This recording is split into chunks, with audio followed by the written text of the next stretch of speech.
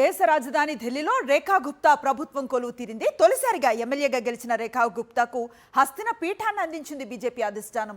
కొత్త ప్రభుత్వానికి ఎన్నో సవాళ్లు స్వాగతం పలుకుతున్నాయి. ముఖ్యంగా ఎన్నికల సమయంలో ఇచ్చిన హామీలు పక్కాగా అమలు చేయగలగాలి. వాటితో పాటు యమునా నది ప్రక్షాళన, వాయు కాలుష్యం నిర్మూలనపై ఫోకస్ చేయాల్సి ఉంది.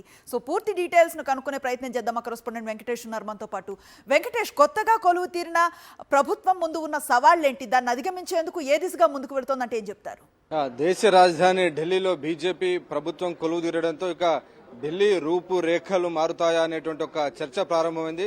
నిన్ననే ఆమె ముఖ్యమంత్రిగా ప్రమాణ స్వీకారం చేసినటువంటి నేపథ్యంలో రాత్రి కేబినెట్ సమావేశం నిర్వహించి తొలి కేబినెట్ సమావేశంలో ఆయుష్మాన్ భారత్ పథకాన్ని ఢిల్లీలో అమలు చేయాలని నిర్ణయం తీసుకున్నారు. అలాగే గత 12 సంవత్సరాల అరవింద్ కేజ్రీవాల్ ప్రభుత్వ పరిపాలనకు సంబంధించినటువంటి కాగ్ రిపోర్ట్స్ అన్నిటిని కూడా అసెంబ్లీలో టేబుల్ చేయాలనేటువంటి నిర్ణయం తీసుకున్నారు. సో 14 సంవత్సరాల నుంచి అరవింద్ కేజ్రీవాల్ కాగ్ రిపోర్ట్స్ తొగ్గిపెట్టినటువంటి నేపథ్యంలో వాటన్నిటిని ప్రజలకు బహిర్గతం చేస్తామని ముఖ్యమంత్రి రేఖా గుప్తా వెల్లడించారు. సో ఈ 12 ఏళ్ల కాలంలో అరవింద్ కేజ్రీవాల్ చేసినటువంటి అవినీతి అక్రమాలన్నిటిని కూడా తాము ప్రజల ముందు బయట పెడతామనేది ప్రధానంగా బీజేపీ భావిస్తోంది.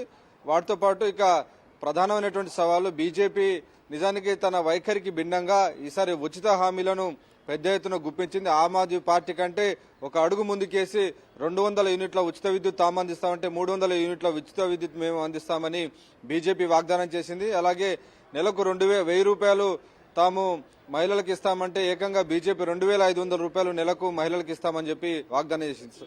సో ఇలా అనేక ఉచిత వాగ్దానాలు ఉన్నటువంటి నేపథ్యంలో వీటిని అమలు చేయడం ఖచ్చితంగా ఇదొక సవాలే.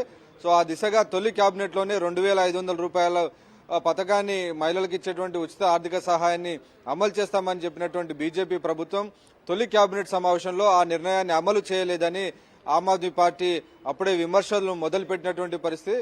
సో నిజానికి ఉచిత హామీలు, ఈ ఆర్థిక సహాయానికి సంబంధించినటువంటి ఆ హామీలు అమలు చేయడం అనేది పెద్ద కష్టంతో కూడుకున్నటువంటి పని. సో ఆ నేపథ్యంలో బీజేపీ దీనిపైన ఎప్పుడు నిర్ణయం తీసుకుంటుందనేది మనం వేచి చూడాల్సి ఉంది.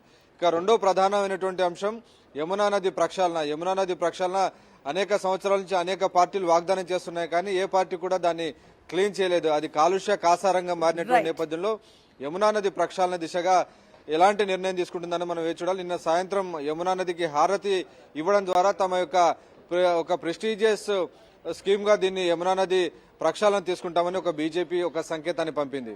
Right, thank you Venkatesh.